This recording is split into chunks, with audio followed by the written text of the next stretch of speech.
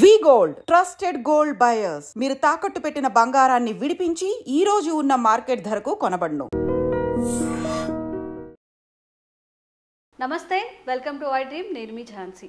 అయితే మ్యూచువల్ ఫండ్స్లో ఉన్న డౌట్స్ అన్ని ఈరోజు క్లియర్ చేసుకునే ప్రయత్నం అయితే చేద్దాం. ప్రస్తుతం అంతా ఉన్నారు ఆంఫై రిజిస్టర్డ్ ఇంకా mutual fund distributor Pasupuleti Ramesh గారు. నమస్తే అండి. నమస్తే మేడం. రమేష్ గారు, నా దగ్గర ఒక 50 lakhs ఉన్నాయండి. 50 lakhs కానీ 30 lakhs కానీ ఒక పెద్ద అమౌంట్ ఉంది.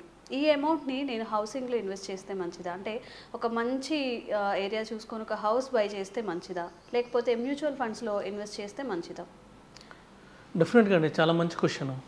సో ఇప్పుడు ఏంటంటే కంపల్సరీగా హౌస్ అయితే తీసుకోవాల్సిందే.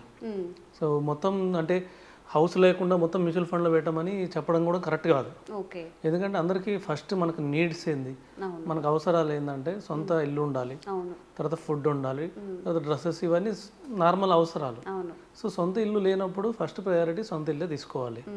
సరే 50 లక్షలు ఉందన్నారు, 50 లక్షలతోటి సొంత ఇల్లు తీసుకోవాలంటే మనం కొద్దిగా అవుట్కట్స్కి వెళ్ళి మంచి గేటెడ్ కమ్యూనిటీలో అలాంటి వాటిలో తీసుకోవచ్చు 50 lakhsలో. సో అది ఒక మంచి ఆప్షన్. ఇంకోటి వచ్చేసి 50 lakhs ఒకేసారి ఇన్వెస్ట్ చేయడం కన్నా అక్కడ దానికన్నా ఒక 10 lakhs మీరు డౌన్ పేమెంట్ చేసి రిమైనింగ్ 40 lakhs లోన్ తీసుకొని వెళ్ళడం బెటర్. ఓకే. సో దానికి 2-3 కారణాలు ఉన్నాయి. ఒకటి, మీకు లోన్ తీసుకుంటే సో మీకు పడే ఇంట్రెస్ట్ వచ్చేసి 8 to 9%. ఓకే. సో 8 to 9% అనేది చాలా తక్కువ ఇంట్రెస్ట్, ఆల్మోస్ట్ 70 paisa ఇంట్రెస్ట్ కాబట్టి. సో మనకి ఇంకా వేరే లోన్స్ అనుకోండి, ఇప్పుడు మన పర్సనల్ లోన్ తీసుకున్నా కానీ లేకపోతే ఇంకా ఏదైనా కానీ పెద్ద పెద్ద లోన్స్ మనం ఏది తీసుకున్నా కూడా more than 12% rate of return ఉంటాయి, అంటే 1 రూపీ ఇంట్రెస్ట్ ఉంటాయి. సో అన్నిటికన్నా తక్కువ రేట్ ఆఫ్ ఇంట్రెస్ట్ వచ్చేసి మనకి హోమ్ లోనే ఉంటుంది. ఓకే. సో 8 to 9% వస్తుంది కాబట్టి తీసేసుకోవాలి. ఇది ఒక ఆపర్చునిటీలా చూడాలి. ఇంకోటి ఏంటంటే ఇది long term loan, 20 years loan, మనం చిన్నగా కట్టుకోవచ్చు, తొందర ఏం లేదు, తక్కువ రేట్ ఆఫ్ ఇంట్రెస్ట్ కాబట్టి అక్కడ పెట్టేసి 10 lakhs అక్కడ పెట్టేసి 10, ఎందుకంటే 10 lakhs అక్కడ పెట్టేస్తే మళ్ళీ దానికి రిజిస్ట్రేషన్కి ప్లస్ కొద్దిగా రెనోవేషన్ కలిపి ఇంకో 5 lakhs ఖర్చు అవుతాయి. ఓకే. సో 50 lakhsలో మొత్తం మనం 10 lakhs అక్కడ పెట్టినా 40 lakhs ఇన్వెస్ట్ చేయలేము. ఓ 5 lakhs వచ్చేసి అడిషనల్ ఎక్స్పెన్సెస్ ఉంటాయి. సో ఇంకొక 5 lakhs వచ్చేసి ఏమైనా ఇంటీరియర్కి వాటికి ఖర్చు అవుతుంది. సో మనం వద్దనుకున్న ఇవి అయ్యే ఖర్చులే. సో రిజిస్ట్రేషన్ ఛార్జెస్ కంపల్సరీ గవర్నమెంట్కి 7.5% ఇవ్వాలి. అంటే 50 lakhsకి 7.5% అంటే అదే 3.5 lakh అయిపోతుంది. తర్వాత లోన్ ప్రాసెసింగ్ ఫీజులని, ఇన్సూరెన్స్ కవరేజ్ అనేది ఇంకొక 1.5 lakh అయిపోతాయి అక్కడ. సో రిమైనింగ్ మనకి మిగిలేది నెట్ వచ్చి 35 lakhs మిగులుతుంది. అందులో కూడా 5 lakhs రెనోవేషన్ చేసుకుని వెళ్ళాలి. సో ఇవాళ రేపట్లో రెనోవేషన్ లేకుండా, అంటే ఎవరైనా రెంట్కి ఇవ్వాలంటేనే రెనోవేషన్ లేకుండా చేస్తున్నారు కానీ సో ఉండడానికైతే కంపల్సరీగా రెనోవేషన్కి ఇవ్వాలి. ఇంకోటి ఏంటంటే కంపల్సరీగా మనం ఉండే పని ఏదైనా ఫ్లాట్ తీసుకోవాలి. ఓకే. ఇంకెవరికైనా రెంట్కి ఇద్దామని మనం ఫ్లాట్ తీసుకొని తర్వాత మళ్ళీ అతను రెంట్కి ఇస్తాడో లేదో తెలియదు, దాని మీద ఈఎంఐలు కట్టుకుంటూ ఉండడం వేస్ట్ అంట, తెలియదు. ఇప్పుడు టెనెంట్ బిహేవియర్ మనకు తెలియదు. తర్వాత ఏమైనా టెనెంట్ మిస్బిహేవ్ చేసి ఏమైనా కోర్టుకి వేసాడు అనుకోండి, కోర్టు ఏం చేస్తుందంటే రెంటల్ యాక్ట్ ప్రకారం పే చేయమంటుంది. రెంటల్ యాక్ట్ ప్రకారం 5,000 10,000 ఉంటుంది రేట్ ఆఫ్ ఏదైతే అతను కట్టాల్సిన నెలకు కట్టాల్సిన రెంట్ ఉంటుందో అది 5,000 10,000 అయితే చాలా తక్కువ ఉంటుంది రెంటల్ యాక్ట్ ప్రకారం. అదే కడతాను అన్నాడు అనుకోండి, అతని బిహేవియర్ బాగాలేక, అప్పుడు మళ్ళీ మనం ప్రాబ్లమ్స్లో పడతాం.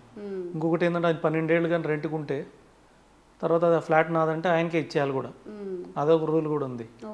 సో ఇవన్నీ ప్రాబ్లమ్స్ ఉంటాయి. అందుకని మనం ఉండే పని అయితేనే హౌస్ తీసుకోవాలి. అది కూడా ఒక 20 lakhs అటు వెళ్ళి ఇన్వెస్ట్ చేసేసి, సో రిమైనింగ్ మనం కంపల్సరీ మనం 40 lakhs, రిమైనింగ్ 30 lakhs అయితే మనం లోన్కి వెళ్ళాల్సిందే కంపల్సరీ. 30 lakhs మనం లోన్కి వెళ్తే ఏమవుతుందంటే రేట్ ఆఫ్ ఇంట్రెస్ట్ మనకి 8 to 9% ప్రకారం 20 ఏళ్ళు పెట్టుకుంటే మనకు అప్రాక్సిమేట్లీ 25,000 రూపీస్ ఈఎంఐ వస్తుంది మంత్లీ. సో 25,000 ఈఎంఐ, సపోజ్ ఒక 50,000 కనుక శాలరీ ఉంటే సగం అటువైపు పోతున్నట్టుంది. డెఫినెట్గా 50,000లో 25,000 వెళ్ళొచ్చు, యావరేజ్ ఇన్కమ్. ఎందుకంటే ఇప్పుడు మనం డబుల్ బెడ్రూమ్ సిటీలో రెంట్కి తీసుకున్నా 20,000 వస్తుంది, మంచిది. అంటే ఒక 1,000 ఎస్ఎఫ్టీలో ఫర్నిష్డ్, సో కొద్దిగా బాగుండాలి, కొద్దిగా మంచి కమ్యూనిటీలో ఉండాలంటే మినిమం 20,000 రూపీస్ మనం రెంట్ పే చేయాలి. దాని బదులు ఇంకో 5,000 మనం ఈఎంఐ పెట్టేసుకుంటే, మన పాకెట్ లోన్ పెట్టేసుకుంటే మనకి ఓన్ హౌస్ వచ్చేస్తుంది. ఈ స్లో కట్టుకోవచ్చు, 8% కదా. సో రిమైనింగ్ 30 lakhs వచ్చేసి కంపల్సరీగా ఇన్వెస్ట్ చేయమని సజెస్ట్ చేస్తాం. ఎందుకు ఇన్వెస్ట్ చేయమని సజెస్ట్ చేస్తామంటే మనకి మ్యూచువల్ ఫండ్లో 12% రిటర్న్ ఎక్స్పెక్ట్ చేస్తున్నాము. ఎందుకంటే ఇప్పుడు వరకు మనకు వచ్చిన ఈక్విటీ ఫండ్స్, పర్టికులర్గా ఈక్విటీ ఫండ్స్, ఇది కూడా మనం 15 ఏళ్ళు టైం పెట్టుకోవాలి. ఎందుకంటే మన లోన్ కూడా 15 to 20 years ఉంది. సో ఇది కూడా 15 years మనం టైం పెట్టుకుంటే ఇక్కడ దాకా 15 years మనం రిటర్న్ చూస్తే ఈజీగా 12% రిటర్న్ వస్తుంది. మనం కొన్ని ఫండ్స్ తీసుకొని కంపేర్ చేసుకోవచ్చు. ఒకటి మల్టీ క్యాప్ ఫండ్, రెండోది వచ్చేసి లాంగ్ టర్మ్ కాబట్టి మిడ్ క్యాప్ ఫండ్, ఒకటి స్మాల్ క్యాప్ ఫండ్, ఒకటి లార్జ్ క్యాప్ ఫండ్. ఇలాగ 4 ఫండ్స్లో పోర్ట్ఫోలియో ఒకటి క్రియేట్ చేసుకుంటే డెఫినెట్గా మనకి 12 to 15% రిటర్న్ జనరేట్ అవుతుంది. సరే 12% వచ్చింది అనుకోండి, స్టిల్ ఏంటంటే 30 lakhs ఏమవుతుందంటే మన 6 yearsకి డబుల్ అవుతుంది. 6 yearsకి డబుల్ అవుతుంది. 6 years డబుల్ అంటే 30 lakhs 60 లక్షలు అవుతుంది. ఎప్పటికి? ఇక్కడ నుంచి 6 yearsకి. అక్కడ నుంచి ఇంకో 6 yearsకి 1.2 crores అవుతుంది. సో అక్కడ నుంచి 3 yearsకి ఇంకో 60 lakhs పెరుగుతుంది, అంటే 1.8 crore అవుతుంది. సో 15 yearsలో మనకి ఏమవుతుందంటే, సపోజ్ మనం 15 yearsలో లోన్ కూడా క్లోజ్ చేసేసుకుంటే 15 years తర్వాత మనకి హౌస్ ఉంటుంది. మన ఎంఐ కట్టి కొంచెం ఎక్స్ట్రా కట్టేసి మధ్యలో 1 lakh 2 lakh అడిషనల్ అమౌంట్ వస్తే హోమ్ లోన్ క్లోజ్ చేసేసుకుంటే 15 years తర్వాత క్లోజ్ చేసుకుంటే 15 years తర్వాత మన దగ్గర ఏమున్నాయని చూస్తే ఒక హౌస్ ఉంటుంది. హౌస్ వాల్యూ ఇప్పుడు 50 lakhs అనుకోండి, 15 years తర్వాత ఈజీగా 1.2 crores ఉంటుంది. ఈజీగా ఉంటుంది. ప్లస్ ఏంటంటే మనకి రెంట్ మిగిలిపోతుంది. మనం ఏదో ఈఎంఐలు కడుతున్నాము, సో అది మన శాలరీ నుంచి వచ్చి కడుతున్నాము, అది రెంట్ అనుకుంటే సో మనకు 1.2 crores అక్కడ ఉంటుంది. హౌస్ మినిమం 1.2 crore ఉంటుంది. ప్లస్ మన దగ్గర లిక్విడ్ క్యాష్ ఎంత ఉంది మ్యూచువల్ ఫండ్లో? 1.8 crore ఉంది. సో ఓవరాల్గా మన దగ్గర ఎంత ఉన్నట్టు? 3 crore ఉంది. సో అదే మనం ఒకేసారి 50 lakhs పెట్టి హౌస్ పెట్టి మనం తీసుకున్నా కూడా మనకు 15 years తర్వాత మన దగ్గర ఉండేది 1.2 crore. అవును, అంటే ఈక్వల్గా ఇప్పుడు మనం ఉన్న అమౌంట్ని కొంచెం తెలివిగా హాఫ్ అటు కొంచెం ఇటు మ్యూచువల్ ఫండ్స్లో కొంచెం ఇన్వెస్ట్ చేసుకుంటే మంచిది. అవును, డైవర్సిఫై చేసుకోవాలండి. ఎందుకంటే మన బాగా ఆపర్చునిటీ ఉన్న అసెట్ క్లాసెస్ ఏంటంటే వరల్డ్ మొత్తం మీద తీసుకుంటే బాగా ఆపర్చునిటీ ఉన్న asset classes real estate, equity market. So మనం ఎప్పుడైనా విన్నామా గోల్డ్ 1 yearలో 5 times అయిందని, 2 times అయిందని విన్నామా? వినలేదు. లేదు. 1-2 yearsలో మనకి ఏమైనా బ్యాంక్ ఎఫ్ డీల్ డబుల్ అయినాయి అని విన్నామా? కానీ 1-2 yearsలో డబుల్ అయిన షేర్స్ ఉన్నామా? 1 yearలో 2 yearsలో డబుల్ అయిన షేర్స్ చాలా ఉన్నాయి. లాస్ట్ 1 yearలోనే 3 times 4 times అయిన షేర్స్ చాలా ఉన్నాయి. అంటే ఈక్విటీలో ఆపర్చునిటీ గురించి చెప్తున్నా, అన్నీ అవుతాయని కాదు. మనం ఇందాక కూడా అనుకున్నాం 12% రేట్ ఆఫ్ ఎక్స్పెక్టెడ్ రిటర్న్ 6 yearsకి డబుల్ అవుతుంది. కానీ ఈక్విటీలో ఎంత ఆపర్చునిటీ అంటే కొన్నిసార్లు 1 year కూడా డబుల్ అయిపోయిన స్టాక్స్ ఉంటాయి. అంటే ఇప్పుడు ఈక్విటీ మ్యూచువల్ ఫండ్ అంటే ఈక్విటీ స్టాక్స్లోనే పెడతారు కాబట్టి కంపేర్ చేసి చెప్తున్నాం. అలాగే ల్యాండ్ కూడా చూడండి, ల్యాండ్ కానీ లేకపోతే ఫ్లాట్ చూడండి, 1 yearలో డబుల్ అయినది కూడా చూశాను నేను, మీరు కూడా చూసే ఉంటారు. సంవత్సరం క్రితం ఒక ల్యాండ్ ఫ్లాట్ ఉంటే 1 yearలో డబుల్ అయినవి మనం ఎన్నో చూసాం. సో ఎన్నో సిచ్యువేషన్స్ ఉన్నాయి. సో ఇక్కడ ఇంత ఆపర్చునిటీ ఉంది.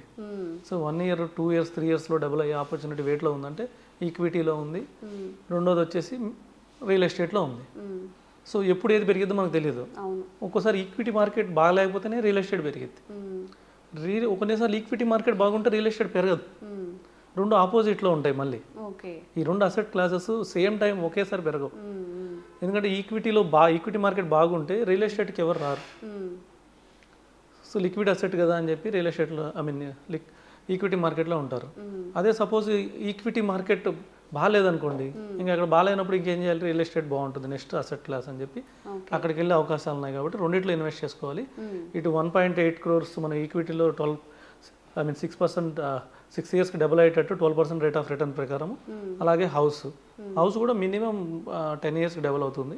సరే 15 years తీసుకుంటే 1.2 crore అయినా కూడా మొత్తం 3 crores హ్యాపీగా ఒక అసెట్ క్రియేట్ అయిపోతుంది 15 yearsలో.